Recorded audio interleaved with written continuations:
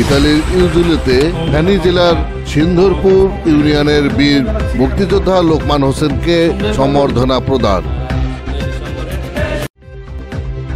আপনারা দেখছেন প্রবাসী সংবাদ।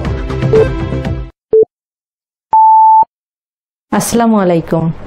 এমকে টেলিভিশনের প্রবাসী সংবাদে আপনাদের সাথে আছি আমি শারমিন মিনা। এতক্ষণ শুনছিলেন সংবাদ শিরোনাম, এখন ডেস্ক থেকে বিস্তারিত।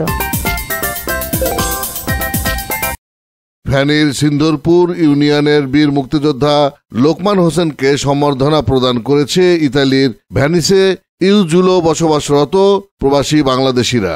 ইউজুলোর একটি রেস্তোরাঁয় আয়োজিত সম্বর্ধনা অনুষ্ঠানে মোকাদ্দেস হোসেন ইমামের কোরআন তেলাওয়াতের মধ্য দিয়ে অনুষ্ঠান শুরু করা হয়। বাংলাদেশ কমিউনিটি ইউজুলোর বিশিষ্ট জন ও ব্যবসায়ী সাইফুদ্দিন খালেদের উপস্থাপনায় ও বাংলাদেশ অ্যাসোসিয়েশন ইউজুলোর ফখরুদ্দিনের সভাপতিত্বে সভায় ৭১ সালের মুক্তিযুদ্ধের শহীদের স্মরণে ১ মিনিট নীরবতা পালন করেন উপস্থিত সকলেই। আলোচনা সভায় বীর মুক্তিযোদ্ধা লোকমান হোসেনের বাংলাদেশ স্বাধীন হওয়ার পিছনে অবদান ও ভূমিকার কথা তুলে ধরেন আলমগীর, মানিক, রাজু, মঞ্জু। বিশিষ্ট ব্যবসায়ী মিন্টু মিয়ার শুভেচ্ছা বক্তব্য রাখেন।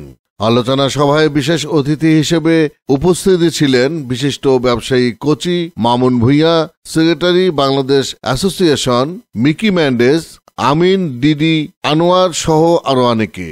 প্রধান অতিথি লোকমান হোসেন তার বক্তব্যে বলেন, দেশের সার্বভৌমত্ব রক্ষার দায়িত্ব তরুণ প্রজন্মর। প্রধান অতিথি বীর মুক্তিযুদ্ধে শহীদের ত্যাগের কথা তুলে ধরেন। সে সময় আরো বক্তব্য রাখেন তরুণ, মানিক, রাজু, নবী, আলমগীর সহ আরো অনেকে। সম্বর্ধনা অনুষ্ঠানে বীর মুক্তিযোদ্ধা লোকমান হোসেনকে ফুলের শুভেচ্ছা জানানো হয়। ইফতেখার, প্রবাসী ডেস্ক, এমকে টেলিভিশন। শুধু আমার প্রাণপ্রিয় বাংলাদেশি ভাইরা,